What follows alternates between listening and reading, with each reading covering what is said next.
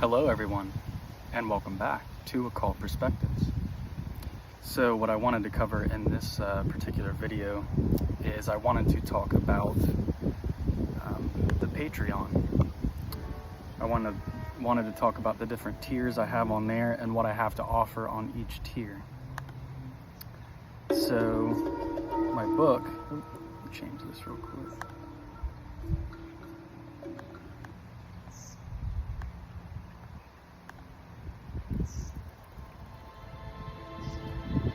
Alright, so the name of the book is Freemasonry and Ceremonial High Magic, if you're not already familiar with that, or if you don't know about my Patreon.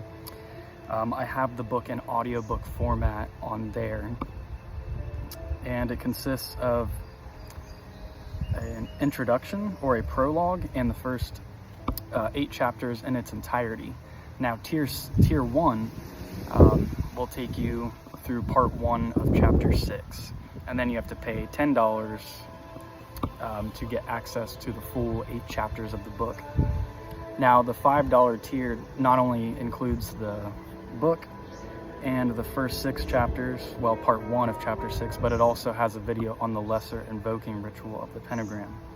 So definitely good value there. I'm wanting to do a video very soon, basically taking you through what the difference is between the lesser invoking ritual of the pentagram and the lesser banishing ritual of the pentagram, and how I perform it, and what it's used for, what is its practical application. So for those of you who are interested in the Patreon and getting these audiobook clips of me basically reading from the book, a lot of them have classical music playing in the background, or I take music from video games, some movies, etc. And it's just really calming, gentle music with me speaking over top of it. So what I wanted to do today was read a little bit of each section from the book, like maybe just one page. I'll go ahead and read the introduction of Freemasonry and Ceremonial High Magic. So this is page 1 of the introduction, and this is included in the $5 tier. So first and foremost, the primary purpose of this book is to bridge the gap between Freemasonry and Ceremonial High Magic. What similarities and differences exist between the two? What are some of the more ancient influences of each, and how do these teachings come across in the modern world? All of these questions and more will be answered. This book is not an end in and of itself. This work is to give you my perspectives from the experiences I've had thus far, and to help you on your own personal journey. I highly recommend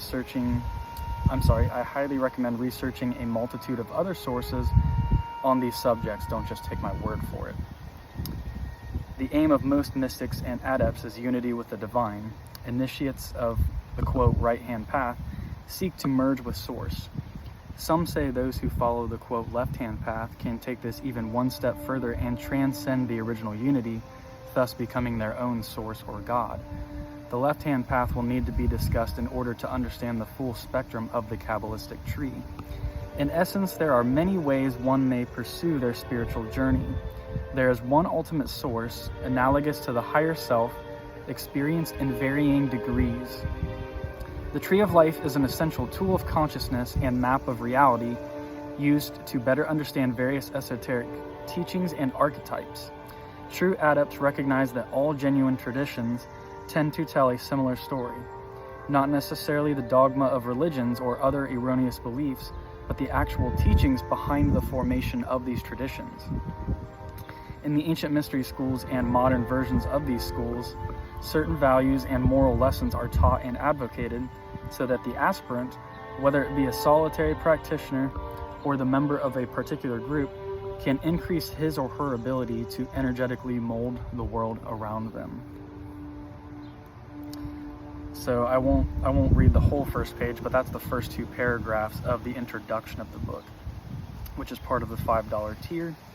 The introduction is about, let's see, 1, 2, 3, roughly 3.5 pages long. Chapter 1 is my story, so this is my own personal story, and I'll go ahead and read the first 2 paragraphs of that. and then I will let you know how many pages, that comprises. And this is also part of the $5 tier, this whole chapter 1. Chapter 1, My Story. Music is one of the 7 liberal arts and sciences recommended to the study of every Mason in the Fellowcraft degree. The origins of the sacred science go far back in history. Some of its more esoteric understandings were unraveled by Pythagoras in his mystery schools. Music has always played an integral part in my life. I have been surrounded by its influence since before I was born. My mother would often tell me about my first Yes concert while in the womb. She could tell that I was enjoying every minute of it because I kept kicking and bouncing around. A fun fact is that Rick Wakeman, the keyboardist from Yes, is a Freemason. That I actually added later on. That's an edit.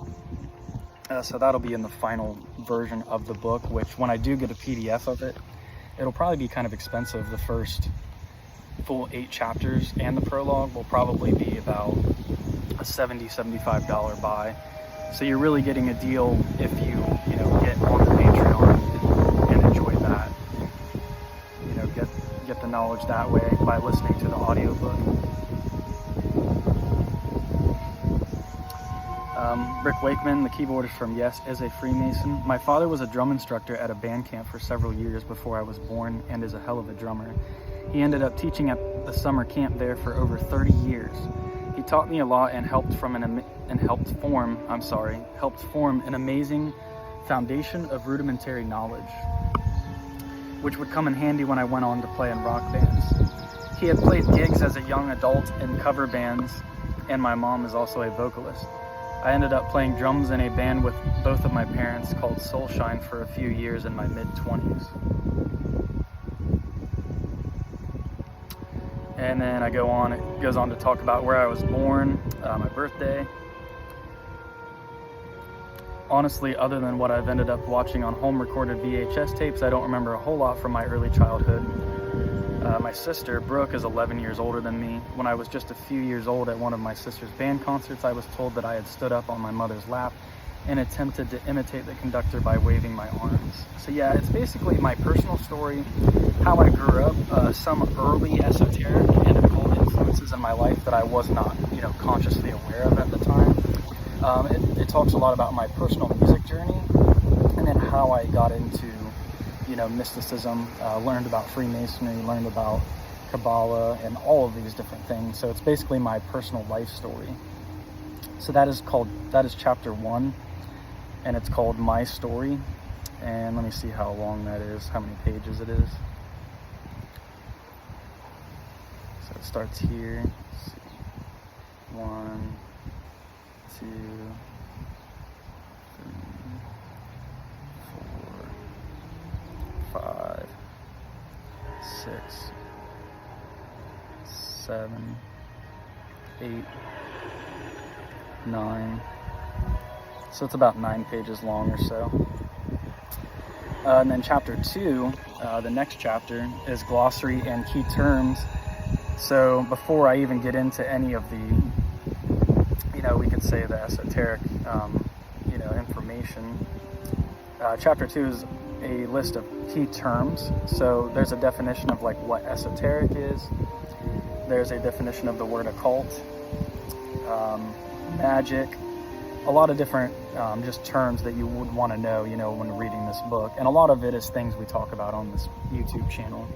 Man, this phone just does not want to stay in place. There, maybe that'll work. So let me see how many pages is that. And this is all part of the $5 tier, so you're getting all of this for just $5. Chapter 2, 1, 2, 3, 4, 5, 6, 7. So about 7 pages. Chapter 3 is where I start getting into the Hermetic principles. And this is also, still part of the $5 tier. All the way up to chapter 6, part 2 is part of the $5 tier, and the Lesser Invoking Ritual of the Pentagram video. Let me go ahead and read just a little bit here. Just a couple paragraphs of chapter 3, the Hermetic principles. The law of mentalism, that's the first Hermetic principle.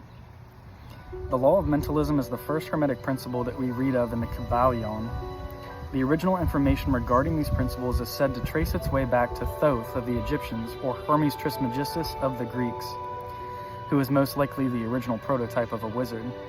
These teachings are further discussed in other works like the Emerald Tablets. The history, legend, and lore of Thoth Hermes Trismegistus is an entire subject of research on its own, and the archetype which is represented by this character should be studied by any serious student of the magical arts. The energies of Mercury and Thoth are associated with Hod, or Hod, on the Tree of Life. To understand the underlying meaning of the law of mentalism is to understand the nature of consciousness itself. Everything originates from the original mind, and all of creation exists within the all.